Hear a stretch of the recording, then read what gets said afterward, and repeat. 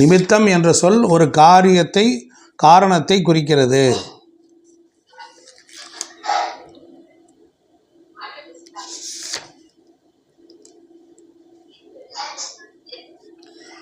அதாவது நிமித்தம் என்றால் எழுதிக்கிட்டே வந்துடுங்க. காரண காரிய நிமித்தங்கள். காரண காரிய நிமித்தங்கள். ஒரு எழுத்துக்கு இன்னொரு எழுத்துக்கு கேப் விட்டுருங்க. நாளைக்கு ஏதாவது புதுசாக இதை சொல்ல போகும்போது அங்கே போய் ஆட் பண்ணிக்கலாம். காரண காரிய நிமித்தங்கள்.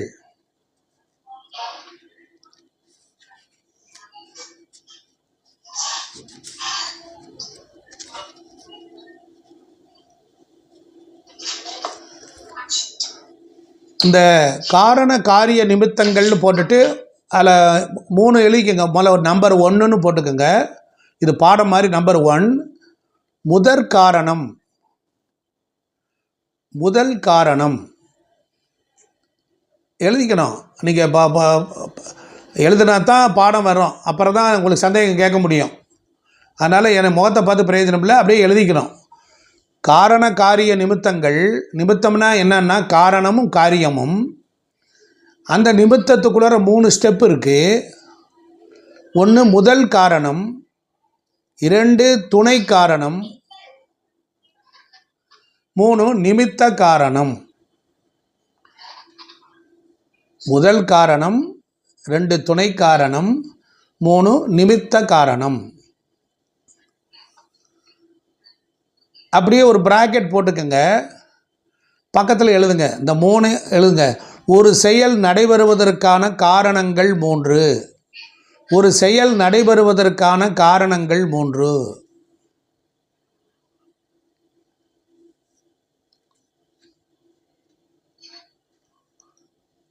ஒரு செயல் நடைபெறுவதற்கான காரணங்கள் 3.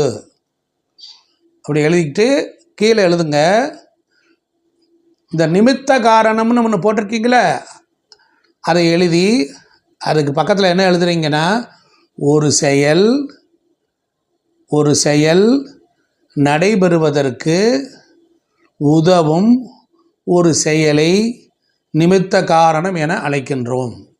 நான் முதல்ல பாடம் தெரிஞ்சாதான் படித்தாதான் அப்புறம் ஈஸியாக அப்புறம் மைண்டில் கொண்டு வந்துடலாம். முதல்ல படிக்கும்போது தத்துவாத ரீதியாக படிக்கணும். மேலெழுந்த வாரியால் சொன்னோம்னா என்ன சொல்லுவார், அவர் என்ன ஓப்படுத்தார், சும்மா பேர் கரை சொல்லிட்டு போனாருன்னு வந்துடும். நாளைக்கு நீங்கள் யாருக்காவது ஒருத்தருக்கு சொல்லிக் கொடுக்கும்போது இதை அப்படியே ஃபாலோ பண்ணலாம். ஒரு மாணவன் தான் ஒரு ஆசிரியர் ஆக முடியும். ஒரு ஆசிரியர்கிட்ட நல்ல பாடம் கிடைத்து விட்டால் அவன் மீண்டும் ஆசிரியர் ஆக முடியும். நாங்கள் அப்படித்தான் நாங்களும் வந்திருக்கிறோம். ஒன்று சரி. இப்போ இது வரைக்கும் எழுதிட்டீங்களா? என்னங்கய்யா?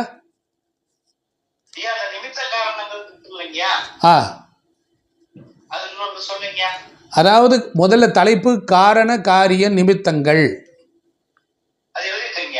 அதற்கு கீழே 3 எழுதிக்கணும். 1 முதல் காரணம், 2 துணை காரணம், 3 நிமித்த காரணம் அப்படின்னு 3 டைட்டிலாக பிரியுது. அதுக்கு என்ன டெஃபினிஷன் கொடுத்துருக்குறேன் அப்படின்னா, ஒரு செயல் நடைபெறுவதற்கான காரணங்கள் 3. ஆமாம்.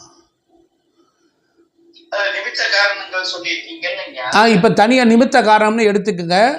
அது என்ன சொல்ல போகிறேன்னா, ஒரு செயல் நடைபெறுவதற்கு உதவும் ஒரு செயலை நிமித்த காரணம் என அழைக்கின்றோம். இதெல்லாம் வந்து எப்படின்னா விதினா அப்புறமா இதை வச்சு தான் நம்ம அப்ளை பண்ணி பார்க்கணும். இதை எடுத்துட்டிங்களா? இந்த நிமித்தங்கள் என்றால் என்ன?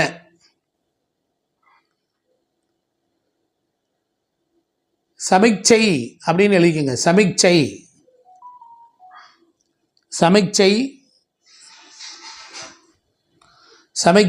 அப்படின்னு பேர். சமிக்சை என்பது என்னவென்றால் எழுதணும். சமிக்சைன்னு தலை போட்டுக்கோங்க. சமிக்சை நிமித்தங்கள்னு வருது. சமிக்சை என்பது என்ன? சமிக்சை என்பது என்னவென்றால், ஒரு 4 விஷயத்தை எழுதுங்க. 1 2 3 4 போட்டுக்கோங்க. 1ன்னு போட்டுட்டீங்களா? அதுக்கு பக்கத்தில் குறிப்பிடுவது. சமிக்சை நிமித்தங்கள்னு ஒரு சப்டைட்டில் வச்சுக்கோங்க.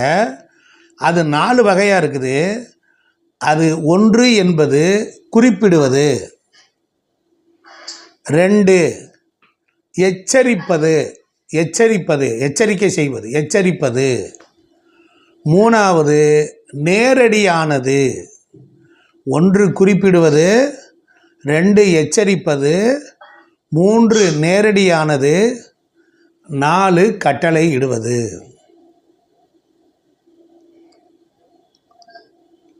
எழுதிட்டீங்களா? இன்னொரு தடவை சொல்லவா? சும்மா பேசுங்க, அதனால் ஒன்றும் இல்லை. யாராவது பேசுங்க. எழுதிட்டீங்களா? எழுதலை? எழுதியாச்சா? சிவநாதன் எழுதிட்டீங்களா? சாந்தாமணி அம்மா எழுதிட்டீங்களா? சரி. அந்த சமிக்சை சமிக்சை அப்படிங்கிறது, இப்போ ஒரு ஃப்ளைட்டு போகுது, வரல இறங்கலான்னா ஒரு சமிக்சை பண்ணுறாங்கள, லைட் காட்டுறாங்கள. ஒரு ஃப்ளைட்டு வந்து மேலேருந்து கீழே லேண்டிங் ஆக போகுது. ஏரோட்ராமில் என்ன பண்ணுவார், சில சிக்னல்கள்லாம் கையில் வச்சுக்கிட்டு கையை காட்டி இது பண்ணுவார், லைட்லாம் காட்டுவார். அப்படி காட்டின சமிக்சை காட்டின பிறகு தான் அவன் ஃப்ளைட்டை இறக்குவான். அப்படிங்கிறத இது ஒரு உதாரணமாக வச்சுக்கோங்க. சமிக்சை, அதுக்கு பேர் சமிக்சைன்னு பேர் சொல்லலாம், சமிக்சைன்னு சொல்லலாம். ஒரு சிக்னல், ஒரு புரியுதுங்களா? ஆமாம்.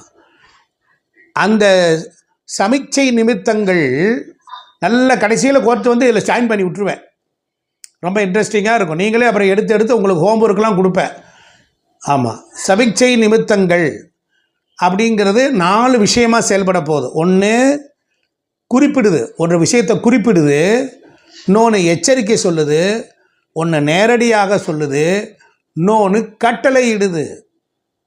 கட்டளையிடுவது அல்லது பலவற்றின் மூலம் தொடர்பு கொள்வதுன்னு சேர்த்துக்குங்க. அல்லது பலவற்றின் மூலம் தொடர்பு கொள்வது.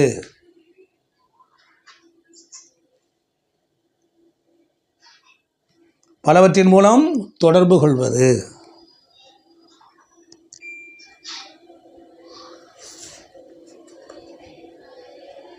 அடுத்ததுக்கு போகலாமா? அந்த நம்ம என்ன சொல்லியிருக்கோம், அப்படியே வாங்க, வேறு மைண்டு சிந்திக்காதீங்க. உங்களுக்கு நான் பாடம் நடத்தும் போது உங்களுக்கு என்ன உணர்வுகள் வருதோ, இது சொல்ல உங்களுக்கு இது சொல்லுவாரா, இப்படி சொல்வாரா, அப்படித்தான் இருக்குமோ, அதையெல்லாம் பக்கத்தில் எழுதிக்கிட்டே வாங்க. உங்களுடைய மைண்ட் ரீடிங், நான் வகுப்பு நடத்தும் போது மைண்ட் ரீடிங்கை சைடில் கேட்ச் பண்ணிக்கிட்டே வாங்க. அதை நோட் பண்ணிக்கோங்க. ஆமாம். இப்போ பாருங்கள், சிமிக்சை வந்து 4 விதத்தில் செயல்படுது. சிமிக்சை எத்தனை வகைப்படும், இந்த சிக்னல் எத்தனை வகைப்படும் எழுதிக்கங்க. 2 வகைப்படும். 1